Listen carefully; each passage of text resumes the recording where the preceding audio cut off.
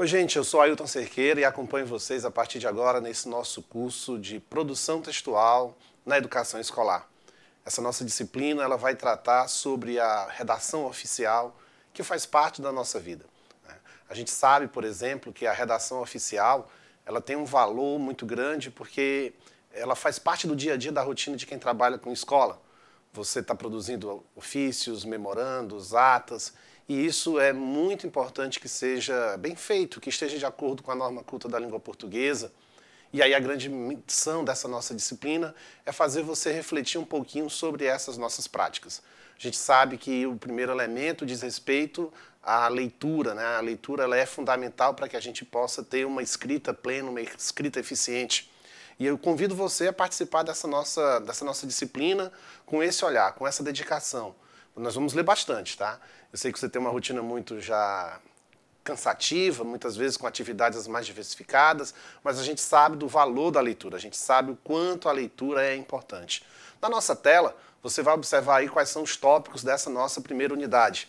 A nossa disciplina está dividida em 3 unidades. Nessa primeira videoaula eu trato aqui sobre coisas ligadas à primeira unidade, em que nós vamos falar um pouco sobre o ato de escrever de uma forma geral, sobre a redação oficial, e aí a minha grande dica para vocês é que vocês vejam nas referências da disciplina o Manual de Redação da Presidência da República, que é um texto muito claro, é um texto muito didático a respeito do processo de escrita oficial, e eu vou enfatizar muito nessa nossa videoaula algumas características do bom texto.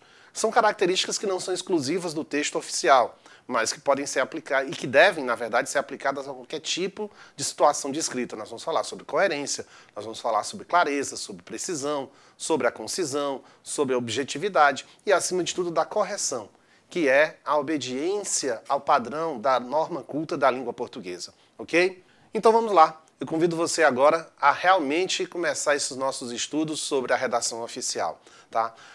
Se você acompanhou direitinho aí o planejamento da disciplina, você sabe que nesse primeiro momento eu estou pedindo sempre para você ver a videoaula, a primeira coisa é que você assista essas videoaulas e depois você vai fazer as atividades, porque as atividades elas vão estar, de certa forma, ligadas àquilo que nós estamos fazendo na videoaula, tá? E nesse primeiro momento, a minha grande dica de leitura é realmente o Manual de Redação da Presidência da República. Eu não quero que você leia ele todo, até porque ele é um documento muito extenso, é um documento que trata de textos os mais diferentes, né, de gêneros oficiais bem distintos, mas eu queria que para essa nossa primeira unidade você lesse a primeira parte e a segunda parte do Manual de Redação da Presidência. Primeiro porque ele trata sobre questões que estão ligadas à redação oficial, as características dessa redação oficial, e também porque trata de algumas coisas bem práticas no que diz respeito ao uso da língua portuguesa, tá? A gente sabe que escrever é importante, a gente sabe que escrever de acordo com a língua culta, com a norma culta da língua portuguesa é importante. E aí eu vou começar agora, nesse nosso painel, uma pequena amostra de alguns elementos que são importantes para que a gente tenha um texto cada vez melhor. Vamos ver na nossa tela agora, você vê a primeira característica que é a característica da coerência. Quando a gente fala de coerência, está falando de lógica, né? O texto precisa estar conectado e essas partes precisam ter lógica, precisam ter uma sequência, precisam ter uma consistência. Muitas vezes textos são bons, mas falta revisão e num momento ou outro a falha dessa revisão, a falta dessa revisão pode prejudicar a coerência do texto. Você vê na tela 2 frases. A primeira frase, essa é uma estratégia que eu vou utilizar muito nessas nossas videoaulas, sempre apresentando frases, exemplos bem práticos, bem diversificados, para que você possa perceber uma frase que não é adequada, eu estou chamando de frase inadequada, e uma frase adequada. O primeiro exemplo, ele diz assim: fui ao médico e ele me recomendou repouso e uma alimentação mais saudável porque eu não estou doente.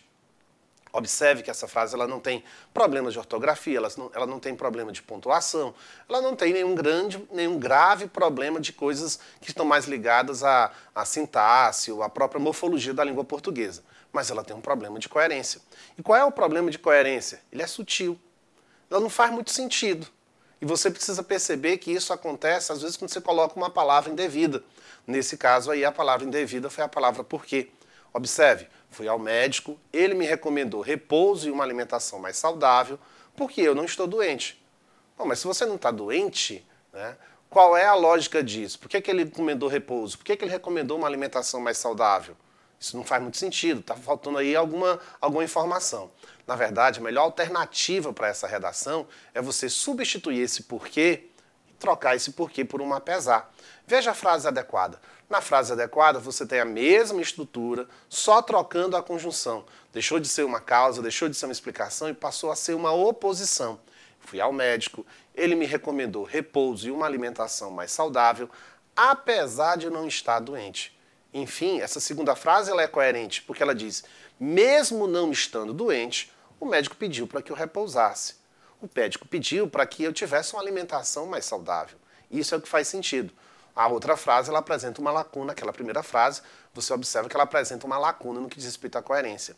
E essas situações são muitas vezes, passam.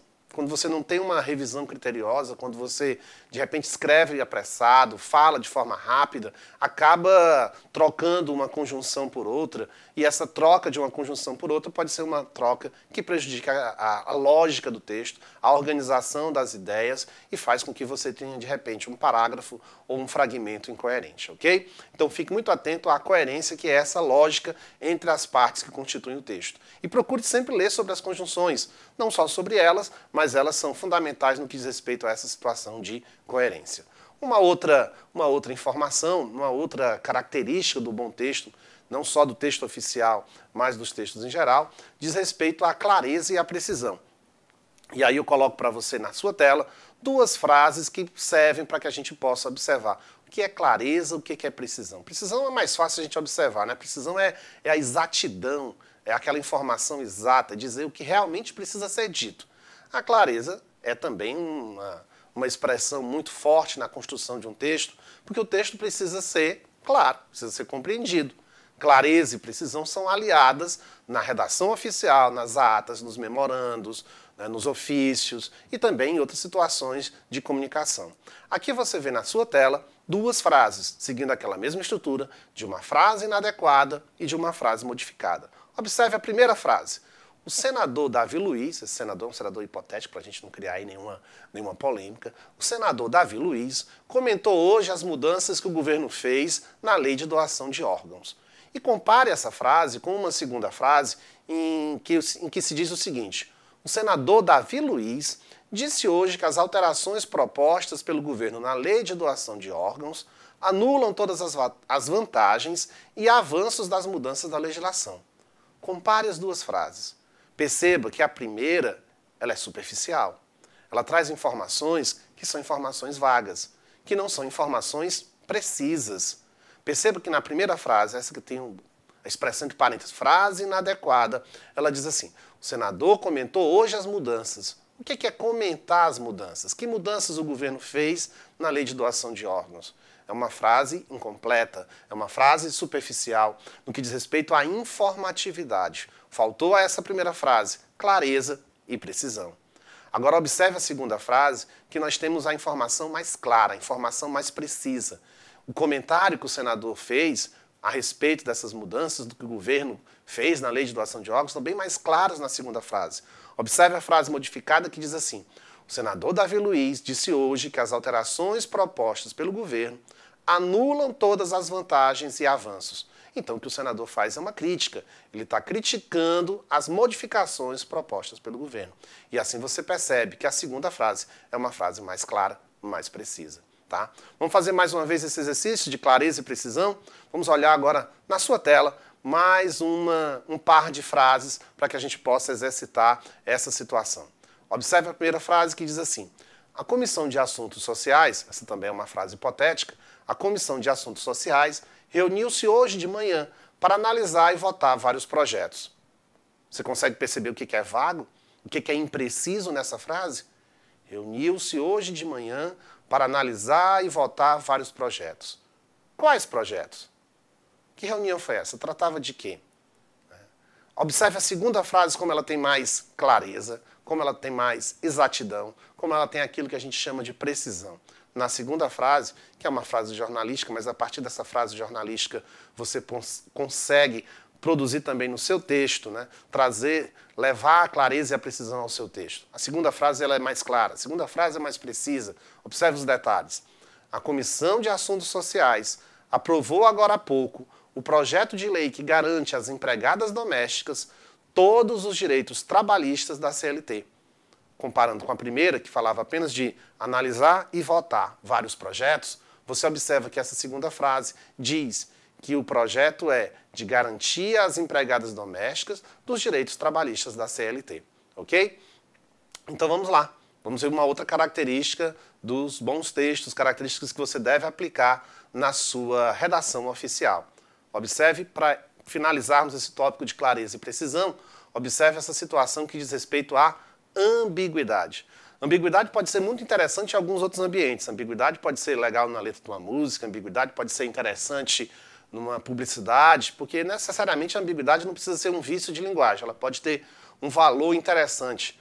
Mas na nossa atividade de quem está escrevendo e que precisa ser compreendido pelo outro da forma mais clara, né, da forma mais exata, a ambiguidade pode ser um grande vício. Observe a primeira frase que diz assim: empresários reclamam do abandono do governo. O abandono do governo é o governo que abandonou ou é o governo sendo abandonado pelos empresários?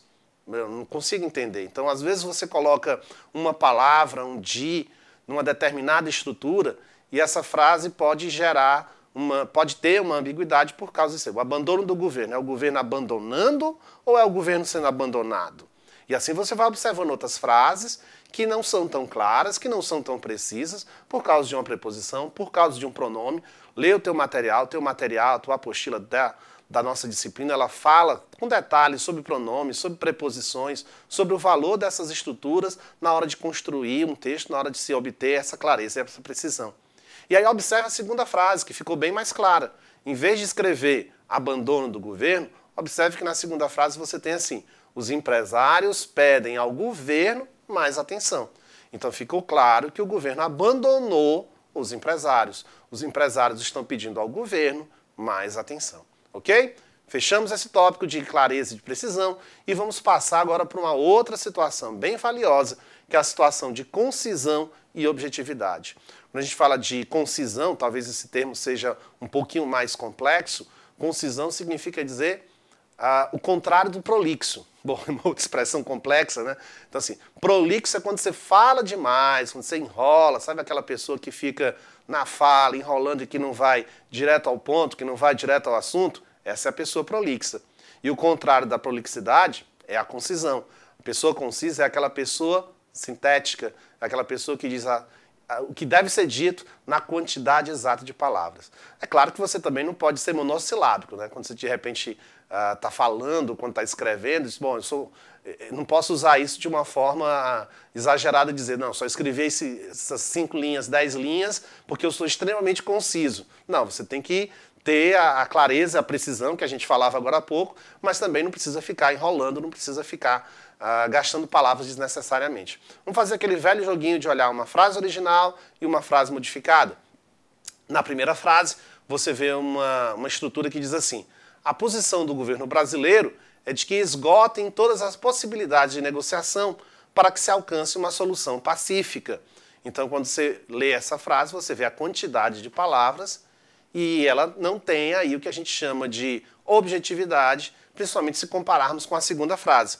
Olhando para a segunda frase, você observa que o que realmente está sendo dito é que o governo brasileiro é a favor de uma solução pacífica. Vejam como a primeira enrolou. A posição do governo brasileiro é de que esgotem todas as possibilidades de negociação para que se alcance uma solução pacífica. Resumidamente, de uma forma concisa, o que nós estamos dizendo? Que o governo é a favor de uma solução pacífica. O mesmo jogo a gente consegue fazer nesse segundo par. Veja aí na sua tela esse segundo par de frases. O procurador encaminhou ofício à área criminal da Procuradoria, determinando que seja investigado, seja lá o que for. E aí a frase não é um grande exemplo de concisão. Você observa que, resumidamente, o que nós estamos dizendo? Que o procurador determinou a investigação. É só isso. O procurador determinou uma investigação, seja ela qual for, seja lá qual for essa investigação. Observe que na outra, onde se diz que o procurador encaminhou ofício à área criminal da Procuradoria, determinando que seja investigado, aí nós estamos gastando um pouquinho da paciência do nosso leitor e não estamos indo direto ao ponto, direto ao assunto. Ok? Vamos ver outra característica. talvez a mais importante desse nosso primeiro encontro, tá? Eu quero ver vocês no encontro presencial, eu quero que vocês façam essas atividades, eu quero que vocês tenham algumas dúvidas e que levem para o nosso encontro presencial. E nas outras videoaulas eu vou insistir um pouco mais nessa situação dessa característica chamada correção. Hoje eu vou falar sobre os pronomes de tratamento e você vai ler sobre os pronomes de tratamento lá no manual de redação da Presidência da República. Lembre que eu te pedi para analisar a primeira parte e a segunda parte do manual. Leia isso daí, porque isso vai ser fundamental para responder às atividades, tá? E aí eu quero focar hoje nos pronomes de tratamento e em algumas questões gramaticais que incomodam quando nós estamos escrevendo e que acabam gerando algumas situações problemáticas, ok? Vamos falar um pouquinho de correção ou de obediência aos padrões gramaticais. No primeiro aspecto, como eu já disse para vocês, veja aí na sua tela, nós temos os pronomes de tratamento. Quais são os pronomes de tratamento? São aquelas expressões que servem para demonstrar respeito, que servem para demonstrar alguns cargos ou algumas funções ocupadas por determinadas pessoas. Não são só essas que a gente vê aí, por exemplo, na tela. Vossa Excelência, Vossa Senhoria, Vossa Magnificência, por exemplo. Um senhor, senhora, são exemplos de pronomes de tratamento, né? E aí, o primeiro aspecto a pensar no pronome de tratamento é que o pronome de tratamento, ele trabalha com verbos na terceira pessoa do singular. Observe que eu não digo, senhor podereis, a senhora poderíeis, isso não existe. Você diz, o senhor pode, a senhora pode, o senhor poderia, a senhora poderia. Não flexione demais, tá? O pronome de tratamento trabalha com verbos na terceira pessoa do singular ou na terceira pessoa do plural.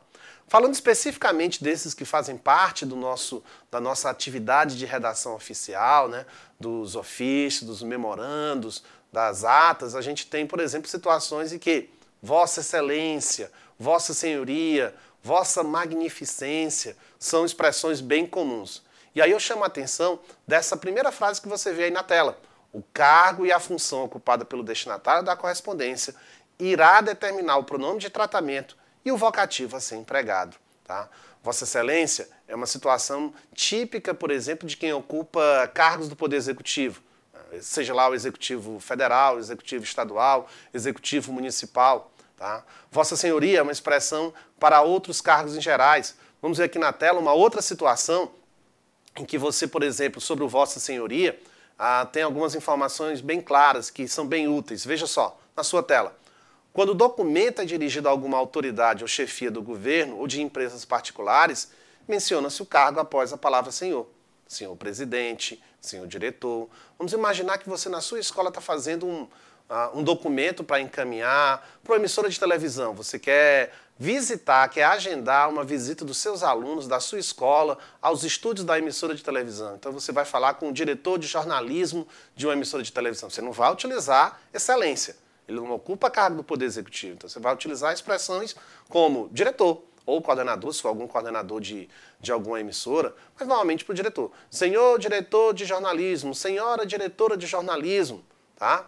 Em outras situações em que a pessoa não ocupa um cargo, um simples senhor, uma simples expressão senhora, são pronomes de tratamento adequados. O destinatário é um cidadão, um particular. Você pode utilizar essa expressão senhor, senhora, sem nenhum constrangimento. Você quer me convidar, sei lá, você resolve fazer um documento me convidando para fazer uma palestra na sua escola. Então, senhor Ailton Cerqueira, tá? Ou, enfim, senhora Maria, senhora Joana, seja lá quem for essa pessoa. Eu, por exemplo, não ocupo nenhum cargo de direção, eu não sou presidente de nada, não sou coordenador de nada, você não precisa exagerar na dose do pronome de tratamento. Lembre que o pronome de tratamento parece uma formalidade injustificável, mas ele gera, às vezes, alguns constrangimentos, né?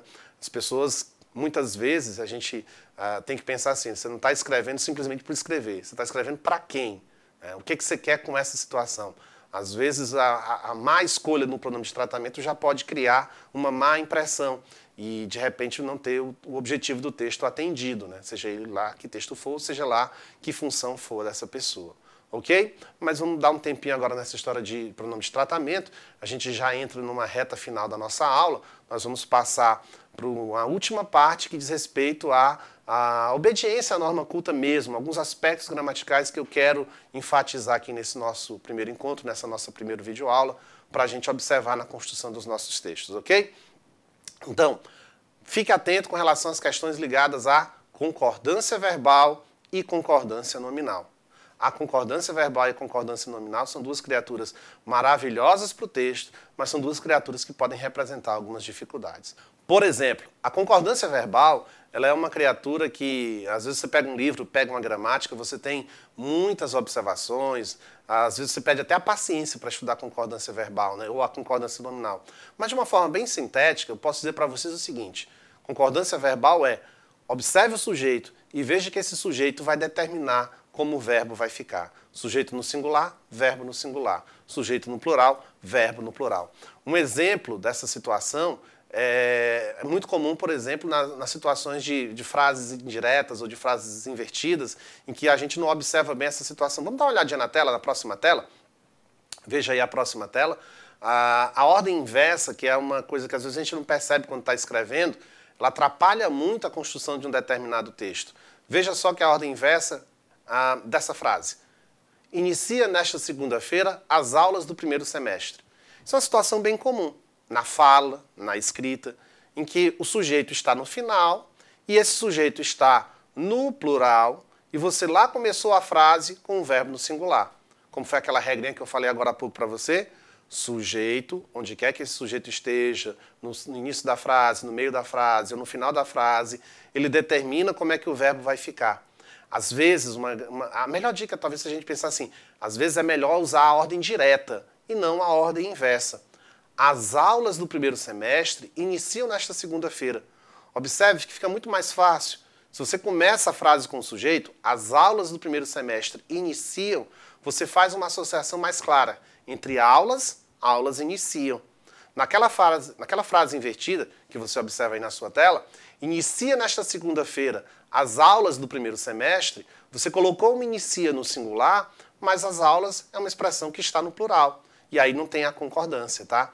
Então observe isso em concordância verbal. Concordância verbal é sujeito observando, determinando como o verbo vai ficar. A concordância nominal, por outro lado, é você observar como o substantivo vai definir a relação de adjetivos, de pronomes, de numerais, de artigos. E essa situação de singular com singular, plural com plural, é fundamental para você entender, por exemplo, o que a gente chama de concordância, seja ela concordância verbal, seja ela concordância nominal. Ok, minha gente? Foi um prazer falar com vocês. No final desse slide você observa aí as nossas referências, tá? Tá destacado aí a nossa principal referência do Manual de Redação da Presidência da República. Repito, você assistiu essa videoaula, você pode assistir essa videoaula quantas vezes você quiser, mas eu tenho um pedido especial. Leia principalmente a primeira parte e a segunda parte desse manual, tá? Vai ser fundamental para a resolução dos seus exercícios. A gente se encontra presencialmente, a gente interage através da nossa plataforma de estudos e é um prazer. Tomara que essa nossa disciplina seja a mais proveitosa possível. Obrigado, gente. Até a próxima.